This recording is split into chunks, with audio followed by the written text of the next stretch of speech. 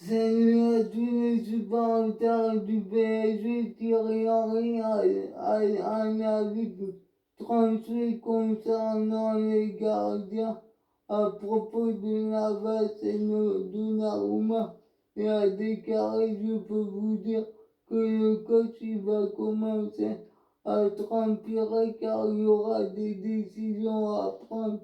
À un moment donné, vu son âge, je pense que Donnarumma va s'imposer, même si Navas s'est bien débrouillé jusque-là, mais qui va jouer dans quelle compétition, je ne sais pas. En tout cas, Donnarumma a fait une forte impression avec l'Italie. Ce que j'aime avec lui, c'est qu'il calme sa défense. C'est super important pour un gardien, qu'en pensez-vous?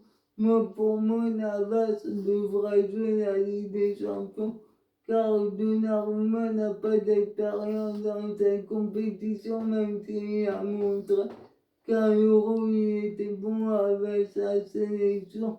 Mais ce n'est qu'un tournoi, on sait que les tournois, c'est pas pareil que les saisons complètes. On peut être bon en tournoi et pas en compétition, pas en saison complète, comme par exemple des joueurs comme Pogba. Qu'en pensez-vous? Mettez des commentaires. Quant à Luis Fernandez, il est conquis par André Herrera.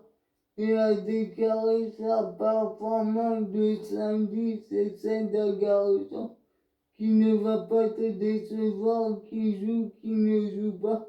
Il y aura toujours une attitude qui ira avec. Il essaie la situation, la comprend, mais en même temps, dès qu'il a du temps de jouer, parce que c'est un joueur qui sait jouer au foot et bien jouer. Il met de l'intensité, de l'engagement et du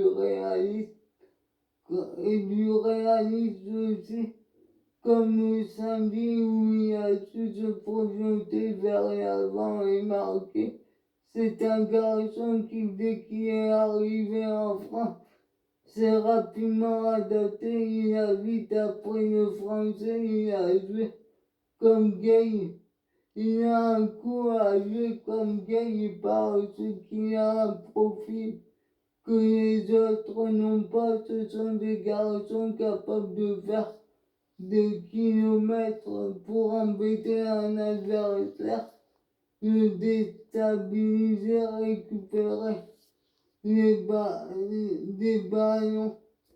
Mais ils ne se contentent pas de savoir courir. Ils savent être bons balle au pied et se projeter. Qu'en pensez-vous? Moi, pour moi, il a raison. Je comprends pas j'ai pas compris pourquoi il a joué plus.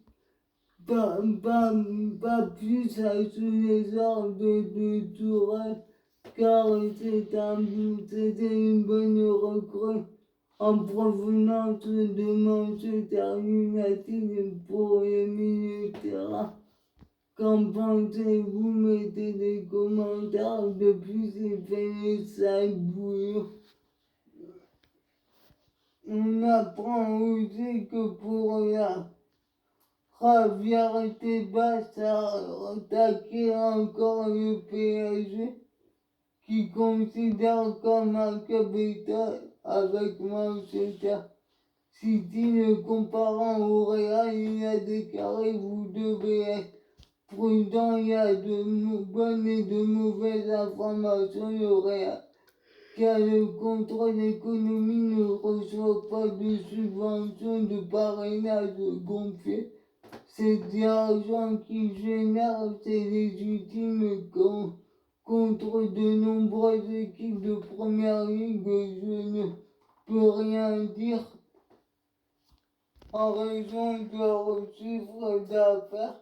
Je peux seulement dire que vous devez travailler pour gagner plus et rivalisé avec la première ligue, mais les clubs États sont arrivés avec un revenu monétaire qui a créé une mauvaise inflation. Le PSG à 500 millions de salaires et ils ont perdu 400 millions d'euros à cause du Covid et des droits télé et les droits par télé ont perdu 50% de sa valeur, ce qui font économiquement impossible. Qu'en pensez-vous? Moi, pour moi, il y en a trop marre que Tabas ouvre sa gueule il fera mieux de la fermer un peu.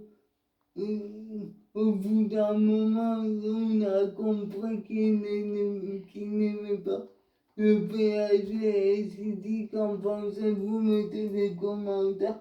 On apprend aussi que l'entraîneur américain du rugby, la Chine, Jess Marsh, s'est montré critique lui aussi avec, le PSG. Il a déclaré le match le plus difficile va être le premier face à City. Et peut-être City est peut-être l'équipe la plus homogène par rapport au PSG et j'espérais que nous jouerions contre plus tard car nous sommes toujours au milieu de notre processus de progression.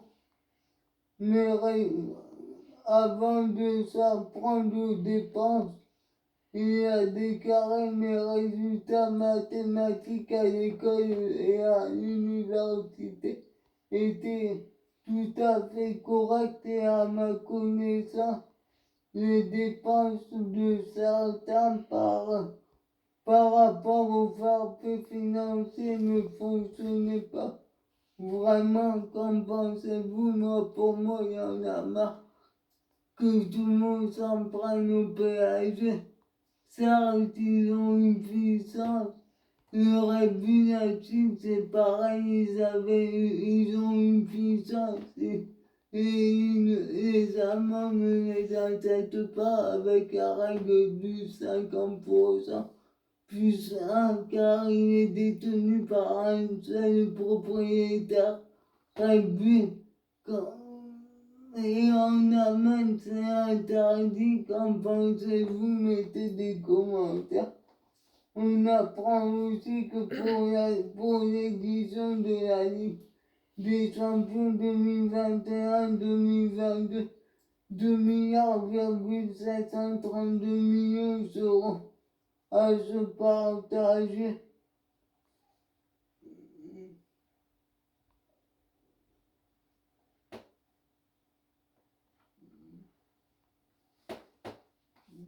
Entre la Ligue Europa, la Ligue des Champions et la Ligue Europa Conférence, 2 milliards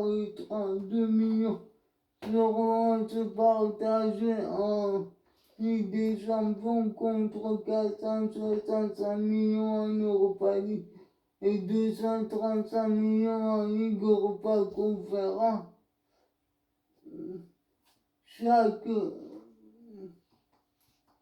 Concernant chaque qualifié pour la phase de poule touchera 4,64 millions. Chaque victoire apportera 2,8 millions et 930 000 euros seront versés pour un match nul. Ensuite, une qualification pour le huitième de finale rapportera 9,6 millions d'euros.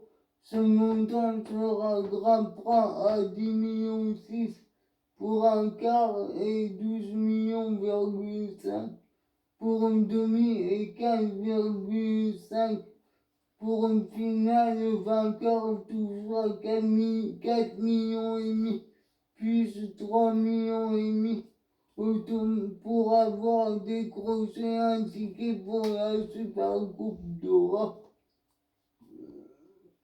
La somme est identique pour le vainqueur de l'Europa League qui touchera 1 million supplémentaire. À noter qu'un extra de 600,6 millions sera également distribué aux 32 clubs engagés. Enfin, les équipes se partageront 300 millions pour les droits télé. Chez les femmes, le PSG a battu Joyeux 2-0 grâce à des buts de Marie-Antoinette Katoto et Sandy Bâtiment. Suivez-moi sur ma chaîne YouTube.